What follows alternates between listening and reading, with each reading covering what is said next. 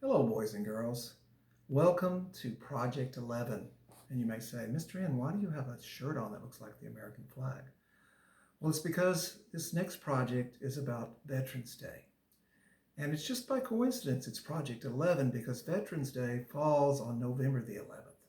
Originally, it was started in 1919. It was called Armistice Day to celebrate the end of World War One. But then it was changed to Veterans Day as the years went by. Now, I drove around town in San Antonio and I shot some Veterans Day, our veterans memorials, and I'm going to show you those first, so I hope you enjoy them. Look forward to seeing you when we get back. Hello, boys and girls. I'm downtown right now, and I'm at the two war memorials for soldiers that fought, for some soldiers that fought in the Korean War and soldiers that fought in the Vietnam War. If you don't know it, this week is, we have Veterans Day. And I wanted to show you some videos of some monuments that are here in San Antonio to honor those soldiers that fought in the foreign wars. This one right here is the Korean War Memorial. And the image right here, you can read it. It basically is the Marine Corps, and supported by the Marine Corps. And we'll kind of walk around and look at it. These two soldiers, they're supposed to be in a foxhole in the winter in Korea. The Korean War started in 1949 and ended in I think 1951 or 52. It was fought over who would control Korea, South and North Korea. And these soldiers are depicted in a foxhole, and they're supposed to represent it was very cold in Korea and the sacrifices that they made to protect our country. We should never forget that. And here's some other statistics. You can look at these to tell you what happened in the Korean War. It's something to be aware of and to recognize these men and women who, some of them gave up their lives to protect us. We should always honor them. That's why we have Veterans Day. Here's more of the memorial. You can see, and I'll kind of back up. See the two soldiers. And now I'm going to stop and I'm going to go over to the Vietnam War Memorial. Here's the big flag, American flag, that's right in the middle of these two memorials. It's a very beautiful and very nice place, a very solemn place. Here we are looking at the Vietnam Memorial. This is to honor all the soldiers, men and women who served in Vietnam. There was estimated over 60,000 men and women served in the war, or more than 60,000.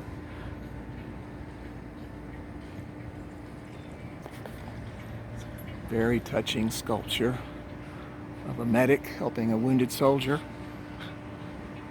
Let's go around.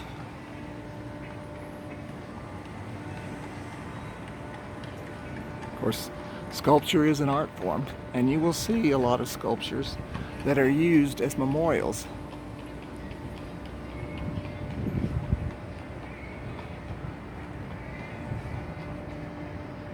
We're going to go all around. We're going to go underneath this part. It's supposed to be like an outcrop of a rock. There's a man in soldier's boot.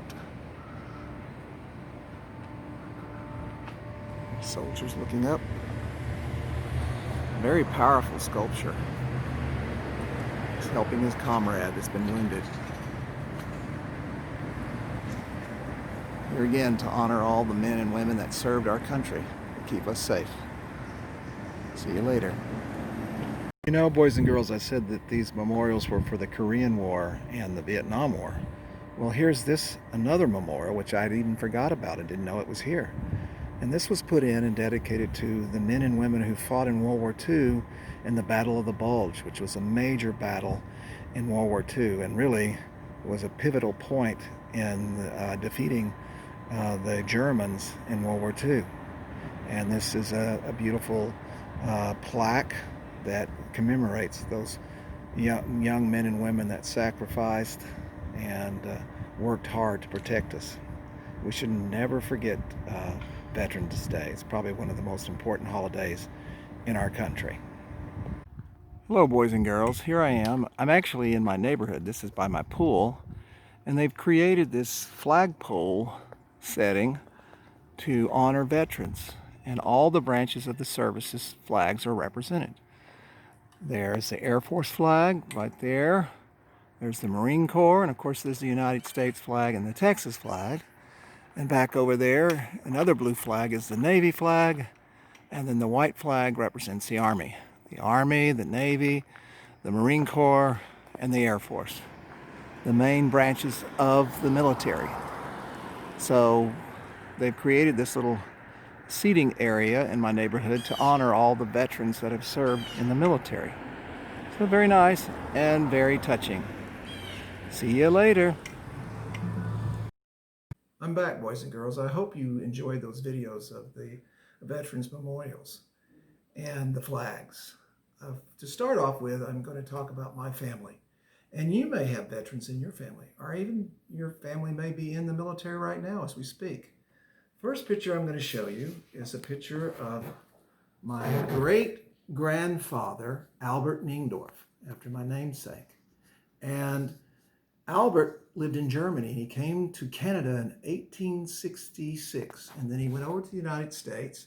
And back then, if you joined the military, you could get citizenship.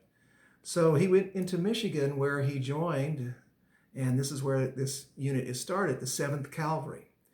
Now, the 7th Cavalry is quite famous. It was led by a famous general, George Custer.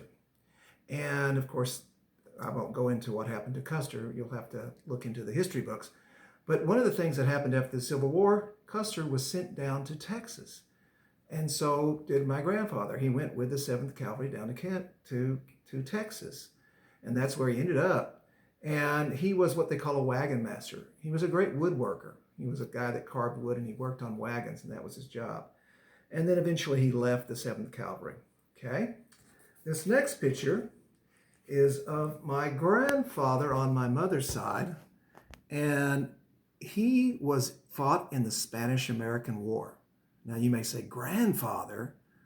Yes, it's true, but he was 53 when my mother was born. And he fought in the Spanish-American War, which was started in the 1890s. And he was in the Navy, the U.S. Navy, and he saw action in Japan, China, and the Philippines. And of course, the next picture is of my father, Robert Niengdorf.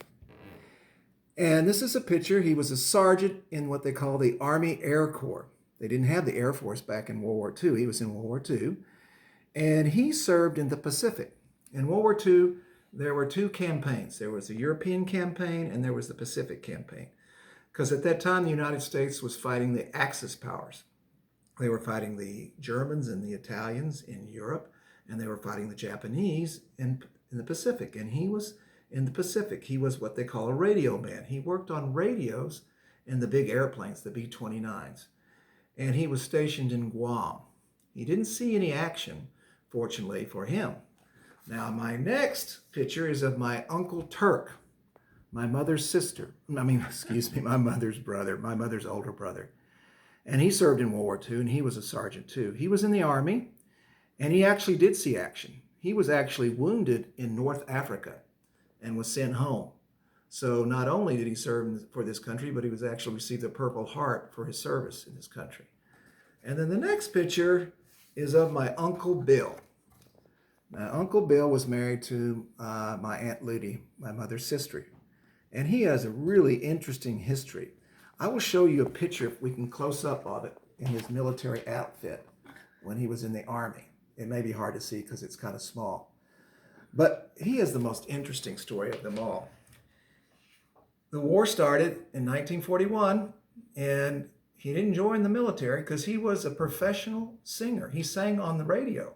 He was a radio announcer. He sang in nightclubs. And then he was drafted in 1942. And he still wanted to be a singer. He went to the Army and said, I can be in the USO. That's a group that entertained the troops. They said, nope, you're going to be a soldier. He only had a high school diploma, but they gave him a test and they said, you know what, you're real smart, so we're going to make you an officer. So they sent him to officer training and they put him in the 82nd Airborne. And did he see action? Yes, he did see action. He parachuted into Sicily, and then he was part of the Normandy invasion. That's when the United States invaded Europe. They called it D-Day. And he was in what they call a glider, where it was a plane that would float and then it would land. And he saw action all over Europe. He landed on D-Day. He survived that. He was sent to Holland. It was called, it was a famous battle in Holland. And he saw lots of action. And then after the war, he stayed in the military. And then later, he fought in the Korean War. He fought in 2 wars. Pretty amazing. And he eventually retired as a lieutenant colonel. And he was always an extremely nice man. And I'm very proud of all of my ancestors, their contributions. And that's what you should do. You should ask about your family. Is there anybody still in the military, or did you have anybody, grandpas or grandma, who might have been in the military? Now I'm going to show you, because what I'd like for you to do is to create an artwork to honor veterans. And I got these pictures off the internet. These are kind of cute. This is a soldier with a flag and a heart. That's pretty nice. This one is interesting because it's kind of like those geometric shapes we did. But you see it's turned into a soldier, and it's got some flags in different colors. You could do something like that. And then we have this one where you just basically make like a sign, and it just says Happy Valentine's, excuse me, Happy Veterans Day. And that's very nice. And of course you use red, white, and blue. And then this is one that you possibly could do. You could do a picture and write a little note thanking the veterans for their service. And if you have a family member that's a veteran, you could even include their name.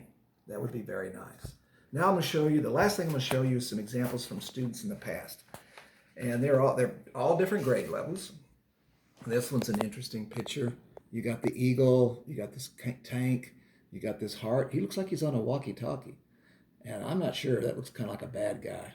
And in fact, the flag and the tank have walkie-talkies, like they're all talking to each other. And this one is a black and white one. There's some soldiers putting the flag up. There's some jet airplanes. And of course, there's the eagle and the tank. And it's just in black and white. It's still pretty nice. Here's one that was painted. And eventually, we're going to get to use paint. Here's some soldiers.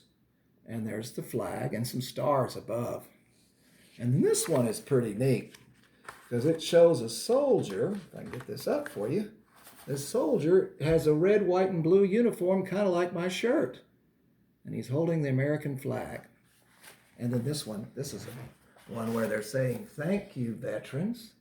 And there's 2 soldiers, an airplane and a tank, and a flag. And then this one says, thank you, veterans. Another one that says, thank you, veterans, which has a flag and a heart and an eagle. It's a pretty nice picture. These are all nice pictures. And then this is a nice one you could do. They just take a heart and they draw a heart shape. And you remember, to make a heart, you make a big M and then a V. And they made it red, white, and blue after the American flag. And then this person, another picture, thank you, veterans. It also shows a grave, because some veterans made the ultimate sacrifice. They gave their lives for this country. And then the last one, no, this is not the last one. It's another one that says, Veterans Day. You have a soldier and a heart. And we see this done over and over, a heart painted like the American flag. And then this is the last one. It's a big old heart with flowers around it and with the flag. Very nice, very nice. So I look forward to what you guys can do when I see you in class, or if you're at home. If you're at home, one of the things you can do is, if you want to, if you have veterans in your family and you want to take pictures of them, you could do that too. You can incorporate photos and send pictures of your family members that are veterans if you choose to, because we don't want to forget them and we want to honor them, because this is an extremely important holiday. So I look forward to seeing what everyone does. And remember, when you see a veteran, say, thank you for your service. In fact, I saw where some people, tomorrow will be Veterans Day, they drew a little V on their hand with a marker. And they said, oh, they're going to have a V on their hand to commemorate Veterans Day. Okay?